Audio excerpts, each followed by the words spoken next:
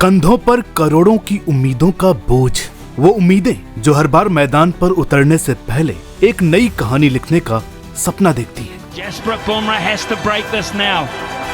Oh, he's got him. He has done the job. मगर उसी कंधे में छुपा वो दर्द जो हर बार याद दिलाता है कि ये रास्ता इतना आसान नहीं है। वो खिलाड़ी जिनकी तेज रफ्तार से बल्लेबाजों की सांसें थम जाती हैं,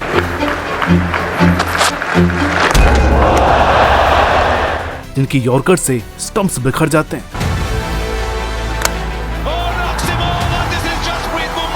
जिनके हर स्पेल पर स्टेडियम झूम उठता है। मगर जितनी तेजी से वो आसमान की ऊंचाइयां छूते हैं, उतनी ही बेरहमी से किस्मत उन्हें जमीन पर पटक देती है। हर बार आखिर क्यों सबसे खास खिलाड़ियों को ही बार बार सबसे कठिन इम्तिहान से गुजरना पड़ता है? क्यों उनके सपनों की उड़ान इतनी ऊंची होती है कि गिरने पर सबसे ज्यादा चोट भी उन्हीं को लगती है? थोड़ी देर में जानेंगे उन अधूरी कहानियों को जो सिर्फ आंकड़े नहीं बल्कि करोड़ों दिलों की धड़कनें हैं।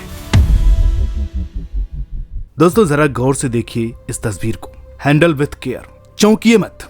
मैंने कोई ऑनलाइन सामान ऑर्डर नहीं किया है, ना ही ऐसी कोई चीज खरीदी है। अब असल में हम तो क्रिकेट के फैन हैं, जिनकी धड़कनें भी चौके छक्कों की रफ्तार से धड़कती हैं। दिन हो या रात, उठते बैठते सिर्फ और सिर्फ क्रिकेट ही चलता है दिमाग में। अब जरा सोचिए, भारत और इंग्लैंड के बीच दूसरा टेस्ट मैच चल रहा है। इस मैच में जसप्रीत बुमराह को आराम दिया गया है और दूसरी तरफ जोफ्रा आर्चर 4 साल बाद इंग्लैंड की टेस्ट टीम के स्क्वाड में तो लौटे, लेकिन वो भी खेल नहीं रहे। तो आखिर माजरा क्या है? ये वही तो फास्ट बॉलर्स हैं जिन्हें हम और आप 24 घंटे भी देखें तो बोर नहीं होते। लेकिन जितनी बार हमारी आंखें इन्हें मैदान पर देखने के लिए तरसती हैं, उतनी बार इनकी मौजूदगी से ज्यादा इनकी गैर मौजूदगी हमें नसीब होती है। अब यकीन मानिए, ये कमी सिर्फ हमें ही नहीं खलती, उनकी टीमों को और सबसे बढ़कर उन्हें भी तकलीफ देती होगी। लेकिन करे भी तो क्या करे, मजबूरी है।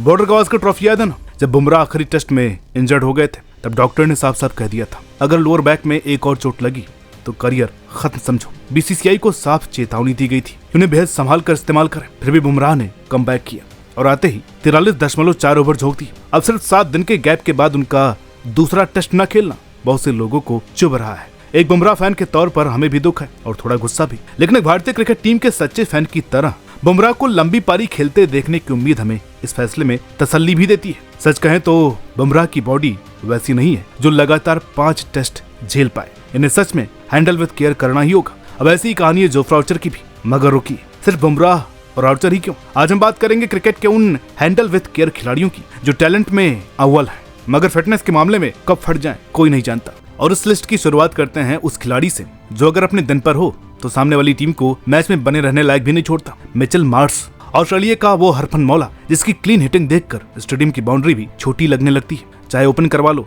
चाहे नंबर 3 पर भेज दो, बंदा परफॉर्म करना जानता है। लेकिन दिक्कत वही पुरानी बार बार की मेहमान चोटें। जरा सोचिए, 2022 की शुरुआत में ही पाकिस्तान दौरे पर गए तो हिप इंजरी हो गई, पूरी सीरीज गई। आईपीएल के शुरुआती मैच भी गए, फिर ठीक होकर के लौटे तो जिम्बाब्वे में एंकल इंजरी, फिर ठीक हुए, वर्ल्ड कप खेले, वहां सब बढ़िया, लेकिन लौटे तो बिग बैश में फिर से चोट। बेचारे कुछ दिन खेल पाते हैं, फिर मेडिकल टीम के हवाले हो जाते हैं। बॉर्डर गावस्कर ट्रॉफी खेले, फिर इंजर्ड हो गए। आईपीएल में आए भी तो आधी फिटनेस के साथ, जहां सिर्फ बैटिंग कर सकते थे, बॉलिंग नहीं। असल में इनके पूरे करियर की कहानी है। जब देखो चोट ने जकड़ लिया, बंदा जितनी ऊंचाई तक जा सकता था वहां तक पहुंच ही नहीं पाया। लेकिन इस साल लखनऊ सुपर जायंट्स ने बड़ा कमाल करके दिखाया, बड़ी समझदारी से मार्श का इस्तेमाल किया और बदले में मिला शानदार परफॉर्मेंस, जिसने साबित कर दिया कि अगर सही तरीके से हैंडल किया जाए तो मिचेल मार्श आज भी बेस्ट परफॉर्म कर सकते हैं। मगर यही सबसे बड़ा सवाल है, क्या अब इन्हें बॉलिंग पूरी तरीके से छोड़ देनी चाहिए या फिर ओडीआई जैसे फॉर्मेट में सिर्फ 4-5 ओवर के छोटे छोटे स्पेल डालें? ये फैसला अब ऑस्ट्रेलिया क्रिकेट को करना होगा ताकि मार्श जैसे मैच विनर को मैदान पर लंबा खेलते देख सके। अगर आप ओडीआई वर्ल्ड कप के इतिहास में सर्वाधिक विकेट लेने वाले टॉप 5 गेंदबाज देखेंगे तो उसमें मात्र एक ही भारतीय नाम मिलेगा, मोहम्मद शमी, जिन्होंने सिर्फ 18 मैचों में 55 विकेट लिए। बेस्ट एवरेज, सबसे ज्यादा 4 फॉर, सबसे ज्यादा 5 फॉर। उनसे ज्यादा 1 विकेट लेने वाले मलिंगा ने भी उनसे 11 मैच ज्यादा खेले हैं और 10 विकेट ज्यादा लेने वाले स्टार्क ने भी 10 मैच। लेकिन ये बंदा ना जाने क्या खा करके वर्ल्ड कप खेलने आता है। आप यही सोच रहे हैं ना? इसका जवाब है भर भर करके पेन किलर्स और ढेरों इंजेक्शंस। फैंस मजे में थे और ये दर्द में। कितने दुख की बात है, 2015 में वर्ल्ड कप खेलने ऑस्ट्रेलिया चले गए, लेकिन थाई और टांगों का साइज बराबर था। 2023 वर्ल्ड कप भी दर्द में खेल गए। फाइनल में ऑस्ट्रेलिया के खिलाफ एंकल इंजरी, जिसकी सर्जरी करानी पड़ी। 14 महीने क्रिकेट खेलने नहीं आए। इस साल चैंपियंस ट्रॉफी में आते ही 5 फॉर, बहुत अच्छा किया, लेकिन फिर चंद आईपीएल मैचों में इंजर्ड हो गए और अब टेस्ट क्रिकेट में भी इनका फ्यूचर नजर नहीं आ रहा। 2 साल हो चुके हैं टेस्ट मैच खेले हुए। इनकी उम्र भी अब लेट 30s को जा रही है। ऐसे में भारतीय टीम को, मैनेजमेंट को ये डिसाइड करना होगा कि इन्हें कब, कहां और कितना खिलाना है, क्योंकि हमारे पास यंगस्टर्स के नाम पर भी कोई ब्रेट ली, शेन बॉन्ड तो है नहीं। अच्छा होगा अगर इन्हें डायरेक्ट आईसीसी टूर्नामेंट में या उससे पहले एक आध सीरीज या बेशकीमती मैच ही खिलाए जाएं, ताकि इनकी फिटनेस बनी रहे और करियर भी। बात है मई 2023 की, जब क्रिकेट के one of the most brilliant brain, one of the greatest finishers और कप्तान महेंद्र सिंह धोनी, जो उस समय सीएसके के कप्तान भी थे, उन्होंने कहा कि वो गेंदबाज रेड बॉल क्रिकेट के नजदीक भी न जाए। मुझे नहीं लगता कि वो ज्यादा रेड बॉल क्रिकेट खेल पाएगा, उसे कम से कम ओडीआई क्रिकेट खेलना चाहिए, तभी वो आईसीसी टूर्नामेंट खेल पाएगा। मगर उसके अपने देश वालों ने धोनी की बात नहीं मानी और खामियाजा भुगता। जब वो 2023 वर्ल्ड कप में चोटिल हो गया, नाम मथीशा पथिराना, काम मलिंगा की कमी पूरी करना और एक बार फिर बल्लेबाजों को डोमिनेट करना, ऐसी गेंदबाजी करना जिसने बल्लेबाजों को नाको चने चबवा दिए। 150 प्लस की गति जो ये आराम से डाला करते हैं, काफी प्रभावित की अपनी एक्यूरेसी से, +1 प्लेबल यॉर्कर्स, जिन्हें खुद करण पोलार्ड ने भी तालियां मार करके अप्रिशिएट किया था जब वो बैटिंग कर रहे थे। गेंदबाज तो शानदार, अच्छों को बीट करके आउट करता है, इसमें कोई डाउट नहीं, लेकिन दिक्कत है इंजरी। ऐसा अजीबो गरीब एक्शन जो शरीर की हर नस को खींचकर बल्लेबाजों की विकेट उखाड़ फेंकता है, मगर ऐसी दोधारी तलवार जो उनके शरीर पर भी काफी लोड डाल रहा है। ऐसे गेंदबाज नेचुरल होते हैं जो कभी बदलते नहीं, तभी तो जब रिदम में होते हैं तो बल्लेबाज के पास कोई जवाब नहीं होता इनकी बुलेट्स का, खास तौर पर डेथ बॉलिंग का। लेकिन अगर इन्हें जरूरत से ज्यादा यूज कर लिया तो फिर वाइड भी खूब डालते हैं। बढ़ती उम्र और इंजरी के साथ इनकी इफेक्टिवनेस और वो विकेट टेकिंग एबिलिटी जाती रहती है। जैसे लसित मलिंगा करियर की शुरुआत में क्या थे और जाते जाते क्या रह गए थे। मुझे इसी बात का डर लग रहा है, क्योंकि अभी इनकी एज भी महज 22 साल है, करियर बहुत बड़ा है। दूसरा, एक्शन से दिक्कतें पैदा हो रही है, जो हमने 2023 वर्ल्ड कप में देखा। बड़े मंच का प्रेशर, दिशा से भटक जाना, कितने एक्स्ट्रा दिए और आखिरकार ब्रेक डाउन हो गए। पूरा वर्ल्ड कप वहीं खत्म हो गया, क्योंकि ये बाहर हो चुके थे। श्रीलंका क्रिकेट को इस समय सख्त जरूरत है इनको संभाल कर रखने की। बड़ा सोच समझ कर इन्हें क्रूशियल मुकाबले खिलाने होंगे, जो इन्होंने 2023 वर्ल्ड कप के बाद बखूबी किया, वरना थोड़ी सी चूक और उनके करियर की सैड एंडिंग। दोस्तों 2019 में जब बारबाडोस का एक लड़का इंग्लैंड के लिए डेब्यू कर रहा था, तब सब फैंस को वो एक बेहद ही एक्साइटिंग फास्ट बॉलर लगता था। ऐसा महारथी जो 15 कदम के धीरे रनअप से 150 प्लस की स्पीड पर गिर डालता था। यॉर्कर ऐसी खुखार, या तो स्टंप्स टूटते थे या फिर टो, और बाउंसर इतनी तीखी जिसने किसी का मुंह तोड़ा और किसी का हेलमेट। टैलेंट इतना था कि इंग्लैंड का सबसे विश्वसनीय और फ्रंट लाइन बॉलर बन गया, इतना कि 2019 वर्ल्ड कप फाइनल का सुपर ओवर तक डाल दिया।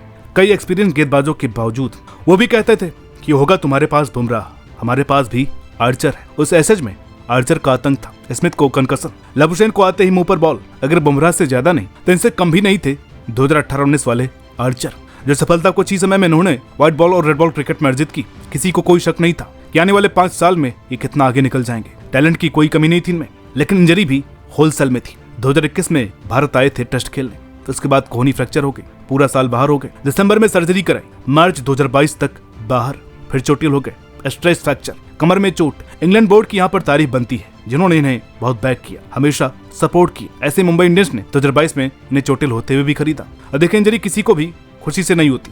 ये टाइम इतना ज्यादा फ्रस्ट्रेटिंग रहा कि आर्चर ने ये तक कह दिया कि अगर ये चोटें खत्म नहीं हुई तो मैं रिटायरमेंट ले लूंगा। 3 साल खराब होने के बाद 2024 में जाकर इन्होंने कहीं खेलना शुरू किया। अगर कहीं ये चोटें ना हुई होती तो आज ये नंबर 1 नहीं तो 2-3 पर तो होते ही रैंकिंग्स में। इंग्लैंड अब इन्हें बहुत सावधानी से यूज करता है और करना भी होगा, क्योंकि कभी भी इन्हें कोई भी चोट लग सकती है। तभी तो 16 साल के करियर को आज तक मात्र 13 टेस्ट, 31 ओडीआई और 34 टी20 ही नसीब हुए। 100 इंटरनेशनल मैच भी नहीं खेल पाए आर्चर, जो कि बेशर्म और दुख की बात है। इसलिए तो ये बेशक स्क्वाड में लौटे हैं, पर एकदम से रश नहीं किया, क्योंकि ऐसे बॉलर्स को आप लिमिटेड ही खिला सकते हैं। वो एबिलिटी का कोटा एक समय के बाद खत्म हो जाता है। दोस्तों आज के समय में अगर सवाल आए कि तीनों फॉर्मेट का सर्वश्रेष्ठ प्लेयर कौन है जो क्रिकेट का कोई सा प्रारूप खेल ले, परफॉर्मेंस करके ही देगा, तो बिना किसी डाउट के आपका जवाब होगा जसप्रीत बुमराह। एक स्टैट्स के मुताबिक 2024 से लेकर 2025 जून तक भारतीय बॉलिंग अटैक ने टेस्ट क्रिकेट में कुल 80 विकेट ली और अकेले बुमराह ने 81। वो गेंदबाज जो डे वर्ल्ड कप में शुरुआती विकेट झटक सकता है, जो टी20 के आखिरी ओवर में 6 रन डिफेंड कर सकता है, जो 26 गेंद में अगर 24 रन भी चाहिए सामने तो अपनी गेंदबाजी के दम पर हारी बाजी पलट सकता है। लेकिन अगर किसी खिलाड़ी को जरूरत है कम से कम खेलने की, तो वो भी जसप्रीत बुमराह ही है। कारण वर्कलोड। ऐसा हम नहीं, उनके डॉक्टर्स और एनसीए कह रही है। तभी तो गौतम गंभीर किसी समय वर्कलोड में बिलीव नहीं करते थे। उनका कहना था कि आपका काम है भारत के लिए खेलना, आओ खेलो, चोटिल हो गए तो हो गए। बुमराह का हाल देखकर उन्हें भी मजबूरी में अपनी इस थ्योरी को छोड़ना पड़ा, क्योंकि मानिए या ना मानिए हमने जरूरत से ज्यादा इन्हें रगड़ दिया है, जिसका बेस्ट एग्जाम्पल था border Gavaskar trophy. Match by match उठा करके देख लीजिए। पहला मैच जस्ती ने सबसे ज्यादा 30 ओवर डाले, अगला मैच 34 ओवर, चौथे मैच में सारी हदें पार हो गई। 53.2 ओवर यानी जितने पहले और दूसरे मैच में कॉम्बाइन डाले थे उससे सिर्फ 4 गेंदें कम। रोहित ने इतने एक्सटेंडेड स्पेल कराए जिसने लिटरली इनकी कमर तोड़ दी। वो चाल देख करके साफ साफ पता चल रहा था। और दूसरी बात, इनको बार बार लोअर बैक में इंजरी हो रही है। बड़ी सर्जरी वो पहले ही करा चुके हैं। डॉक्टर्स भी मना करते हैं दोबारा ऑपरेशन के लिए। और हम कैसे सेल्फिश लोग हैं, इन सब के बाद उनके चैंपियंस ट्रॉफी खेलने की सोच रहे थे। मैंने आईपीएल भी पूरा नहीं खेला। 12 मैच 2.5 महीने के टूर्नामेंट में कोई 47.2 ओवर डाले, लेकिन पहले मैच में 43.4 ओवर, 5 दिन खेलना, 90 ओवर फील्डिंग करना, पहली पारी में 5 लिया। और आप फिर वही गलतियां क्यों दोहरा रहे हो? पिछले 2 साल में भारत के लिए सर्वाधिक ओवर डाले हैं तीनों ही फॉर्मेट में, 603.5 ओवर। तो मैनेजमेंट और बीसीसीआई को संभल जाना चाहिए, क्योंकि अभी भी शायद वक्त है। अगले 6-7 साल इन्हें ठीक से यूज कर लीजिए, सोच समझ करके खिलाइए। और जो कह रहे हैं ना कि क्यों मिस किया ये मैच, तो बीसीसीआई को वार्निंग मिल चुकी है एनसीए से कि भूलकर भी 3 टेस्ट इकट्ठे मत खिला देना। तो ये है सारा मसला। तो अगर इन खिलाड़ियों को कोई ऐसी जादू की छड़ी मिल जाती जिससे इनकी इंजरी कम की जा सकती थी, तो आज भी अपने करियर में निश्चिंत होते। बाकी आप कमेंट बॉक्स में बताइए कि आपके हिसाब से किस क्रिकेटर का करियर इंजरीज इस वक्त बिगाड़ रही है, जिससे हैंडल विद केयर करना चाहिए। उम्मीद करते हैं कि आपको ये वीडियो पसंद आई होगी। वीडियो अच्छी लगी हो तो प्लीज लाइक कीजिए, शेयर कीजिए। चैनल पर नए हैं तो प्लीज सब्सक्राइब करना ना भूलें। मिलते हैं आपसे अगली वीडियो में, तब तक के लिए नमस्कार।